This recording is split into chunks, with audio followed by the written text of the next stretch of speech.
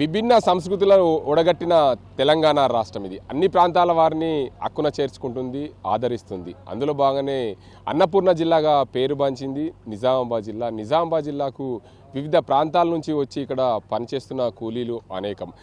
ఈ నిజామాబాద్ జిల్లాకు సంబంధించిన వ్యక్తులందరూ Dubai, Saudi, Muscat, Iran, Iraq ప్రాంతాలకు వలస వెళ్ళి పొట్టకూటి కోసం పనిచేస్తుంటే మరికొంతమంది America, Israel, Australia, Canada, England లాంటి ప్రాంతాలకు ఉద్యోగాల వేటలో వెళ్తున్న పరిస్థితులు తెలంగాణలో ఉన్నాయి. ఇటు నిజామాబాద్ జిల్లాకు సంబంధించి అత్యధికంగా అమెరికా, కెనడా, ఆస్ట్రేలియా, ఇంగ్లాండ్, మరోవైపు స్విట్జర్లాండ్ లాంటి ప్రాంతాలకు వెళ్ళి చదువుకునేవారు అనేకంగా ఉన్న పరిస్థితులు నెలకొన్నాయి. అందులో భాగంగానే నిజామాబాద్ జిల్లాలో కూలీల కొరత ఏర్పడింది. అత్యధికంగా నిజామాబాద్ జిల్లాలో ధాన్యం పండించే రైతులు ఉన్నారు. మొత్తంగా నిజామాబాద్ జిల్లా అన్నపూర్ణగా పేరుగాంచింది. గత కొన్నేళ్లుగా కూడా నిజామాబాద్ జిల్లాలో వరి ధాన్యం పండించే రైతులు అనేకం ఉండడంతో పూర్తి స్థాయిలో ఇక్కడ నిజామాబాద్ జిల్లాలో మహారాష్ట్ర, బీహార్, అదేవిధంగా రాజస్థాన్ ప్రాంతాల నుంచి వచ్చి ఉత్తరప్రదేశ్ నుంచి వరి నాట్లు వేసేందుకు ఇక్కడ వలస కూలీలు వచ్చిన పరిస్థితులు ఉన్నాయి. ఇక్కడ వీరందరూ కూడా వచ్చి కూలీలకు ఏదైతే వ్యవసాయదారులకు ఇబ్బందులు అవుతున్న క్రమంలో వరి నాట్లు వేసేందుకు వచ్చారు. వర్షాకాలం అదేవిధంగా ఎండాకాలం అంటే ఖరీఫ్, రబీలకు పూర్తి స్థాయిలో ఇక్కడ పంటలు వేసేందుకు వస్తుంటారు. ముఖ్యంగా ఏదైతే పంట నూర్పిడి ఉన్నప్పుడు కానీ అదేవిధంగా వరి నాట్లు వేసేప్పుడు కానీ మహారాష్ట్ర, అదేవిధంగా బీహార్, ఉత్తరప్రదేశ్, రాజస్థాన్, కల్కట్టా లాంటి ప్రాంతాల నుంచి ఈ ప్రాంతానికి వచ్చి వరి నాట్లు వేసేందుకు ఇక్కడ కూలీలు ఉన్నారు. ప్రధానంగా వారందరికీ కూడా రోజువారీ కూలీ ఎంత, ఒక ఎకరానికి ఎంత తీసుకుంటారనే వారి మాటల్లో విందాం. ప్రధానంగా ఇక్కడ రైతులకైతే నానా కష్టాలు ఎదురవుతున్నాయి. ఎందుకంటే కూలీల కొరతతో అనేక ఇబ్బందులు పడుతున్న తరుణంలో రైతులకు కొంత ఊరటన కలిగించారు. ఇతర రాష్ట్రాల నుండి మన తెలంగాణ రాష్ట్రానికి వచ్చి నిజామాబాద్ జిల్లాలో వరి నాట్లు వేసేందుకు ఇక్కడ రైతులకు ఇబ్బందులు కలగకుండా ఇక్కడ కూలీలు ఉన్నారు. వారిని అడుగుదాం. आप लोग किधर से आया, क्या है, कितना देर है? ये कलकत्ता से इधर आता है काम के लिए.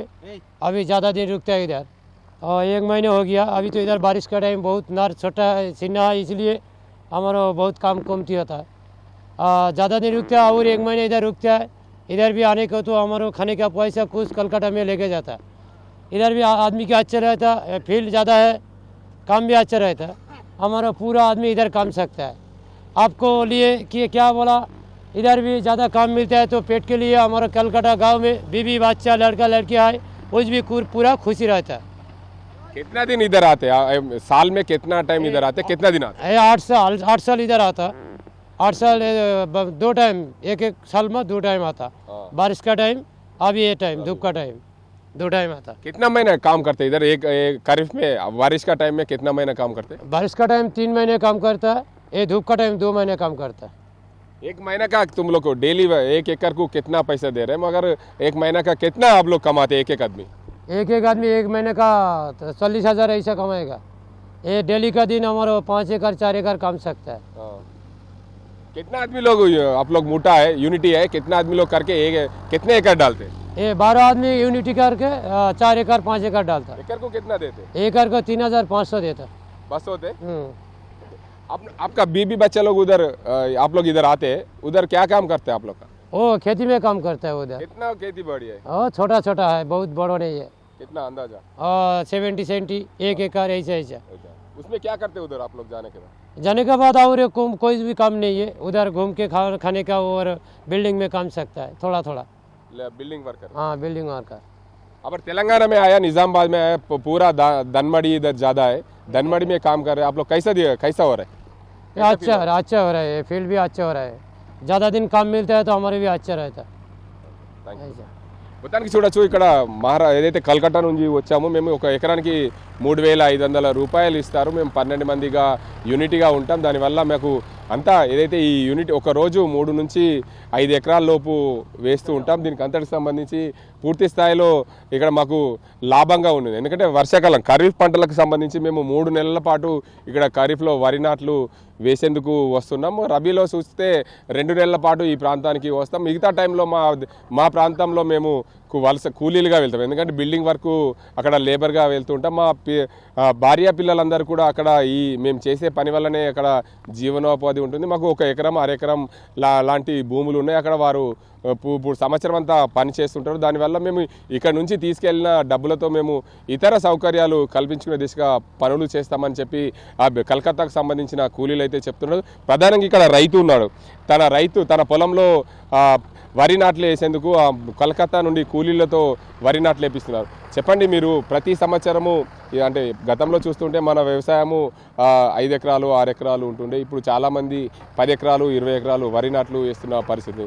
మీరైతే కూడా మన దగ్గర కూలీల కొరత, ఎందుకంటే టెక్నాలజీ అధికంగా అయింది. మన దగ్గర దుబాయ్ సౌదీ లాంటి ప్రాంతాలకు పొట్టకూటి కోసం వెళ్ళి చాలామంది స్థిరపడుతున్న పరిస్థితులు ఉన్నాయి. మరికొంతమంది అమెరికా లాంటి దేశాలకు చదువుకొని వెళ్ళి కొంతమంది ఉద్యోగాలు అక్కడే చేస్తున్న పరిస్థితులు. ఇక్కడ వ్యవసాయం అనేది చేయాలంటే చాలా కష్టమైన, కూలీలు దొరకక కష్టమైన పరిస్థితి. మీరు అసలు ఎలా వ్యవసాయం చేస్తున్నారో, ఎన్ని ఎకరాలు ఉంది?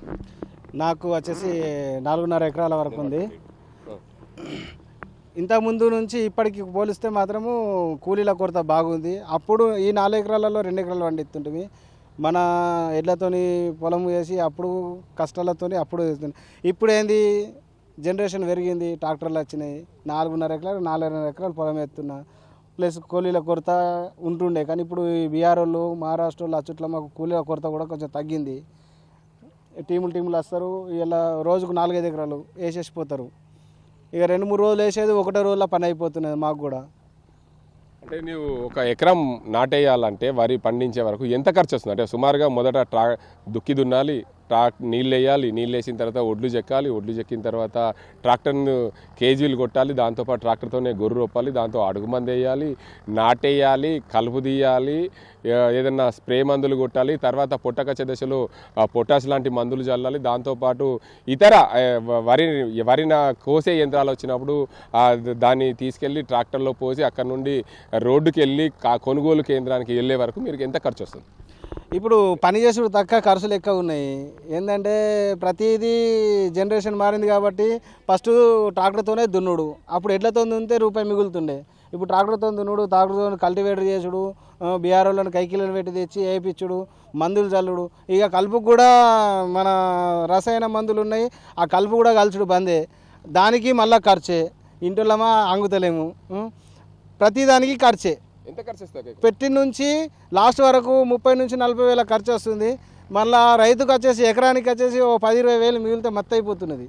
ఇవన్నీ వచ్చినాయి తీసుకపోవడే, ఎలకలు గడ దొబ్బుకున్నట్లు ఇక్కడ అన్నీ దొబ్బేసుకునేదే ఉన్నది. ఆడ మిగిలేదు రైతుకు మళ్ళీ 15-20 వేలకు ఎక్క మిగులుతలేవు. ఇంతగానో కష్టపడుతున్నారు. ఇక్కడ మా కలకత్తా నుంచి కూలీలను తీసుకొచ్చి పని చేపిస్తున్నారు. దాంతోపాటు ఈ ట్రాక్టర్ పెట్టి లాస్ట్కి 10-20 వేలకు ఇంత పని చేస్తున్నారు. అందుకే చాలామంది పని చేయలేక గల్ఫ్ బాట బట్టి ఇతర దేశాలకు వెళ్తున్నారని చెప్పచ్చా? అవునవును, అదే విషయం. ఇప్పుడు ఉన్నోళ్ళు, ఇప్పుడు నేనే చూడు 4 ఎకరాలు అన్న నేను 2 ఎకరాలు చేసుకునేటోళ్ళం. కానీ ఇప్పుడు అన్న ఏం చేసిండు, ఆ 2 ఎకరాలకి ఏం వస్తుంది అని చెప్పేసి ఆయన 2 ఎకరాలు నువ్వే వేసుకో అని చెప్పి తన గల్ఫ్ వెళ్ళిపోయాడు. అసలు సిచ్యువేషన్ ఉన్నది. ఉన్నోడే 2 ఎకరాలు చేసి 4 ఎకరాలు 10 ఎకరాలు చేస్తున్నాడు, పోయేటోడు దేశాల పడిపోతున్నాడు. అది మొత్తానికి చూడొచ్చు, రైతులు మేము నానా కష్టాలు పడుతున్నాం. గతంలో మాకు 2 ఎకరాల వరి నాటేసేందుకు భూమి ఉండే. నాదే ఒక 2 ఎకరాలు, మా అన్నది ఒక 2 ఎకరాలు కలిపి ఇప్పుడు సుమారు 4 నుంచి 5 ఎకరాల వరి నాటేస్తున్నాను. 1 ఎకరానికి మాకు ఖర్చు వచ్చేసి 35,000 నుంచి 40,000 రూపాయలు వరకు ఖర్చు వస్తుందని చెప్తున్నారు రైతులు. ప్రధానంగా ఏదైతే ఒకవైపు కూలీల కొరత, మరోవైపు అధిక ఖర్చులు భారం అవుతున్నాయి. దీనివల్ల రైతులకు ఎలాంటి లాభాపేక్ష లేకుండా రైతు వ్యవసాయం చేస్తున్నాడు. ఒక్కోసారి అతివృష్టి అనావృష్టి వస్తే వేసిన పంట, చేతికొచ్చే పంట అంతా నేల పాలవుతుంది. దానివల్ల చాలా కష్ట నష్టాలు వచ్చి రైతు పంట పండిస్తున్నాడు. ఖచ్చితంగా ఇప్పుడైతే కూలీల కొరత వల్ల అనేక ఇబ్బందులు పడుతున్నాం.